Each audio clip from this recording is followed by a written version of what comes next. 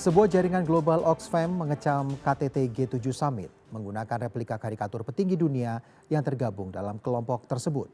Mereka menilai G7 hanya menyenangkan Trump dan kurang fokus terhadap isu penting. Sementara gelombang protes demonstran juga terjadi di dekat Danau Jenewa dan salah satu mobil Tesla menjadi sasaran pembakaran.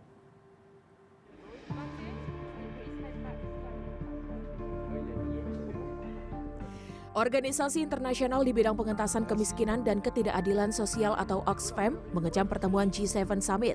Mereka menganggap forum itu terlalu fokus menyenangkan Presiden Amerika Serikat Donald Trump. Protes yang digelar pada 14 Juni di tepi Danau Jenewa ini menampilkan replika para petinggi dunia seperti Kanada, Jepang, Jerman, Inggris, dan Italia dengan wajah murung namun berbeda dengan Trump dan Presiden Prancis Emmanuel Macron yang berwajah gembira saat berjabat tangan. Oxfam menilai G7 Summit kurang fokus terhadap isu-isu penting seperti hak asasi manusia dan perubahan iklim sehingga menjadi kontraproduktif atau berlawanan dengan tujuan awal. Konflik di Timur Tengah dan Ukraina diperkirakan akan mendominasi KTT.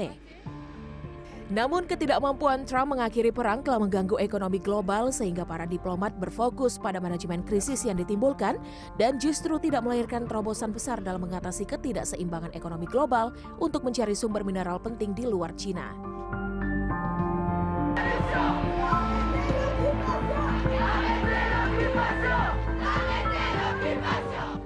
Sementara di hari yang sama, gelombang aksi protes juga terjadi di sepanjang Danau Jenewa dengan diikuti oleh ratusan orang sambil membawa poster anti-imperialisme, anti-fasis, tanpa G7 serta perlawanan feminis.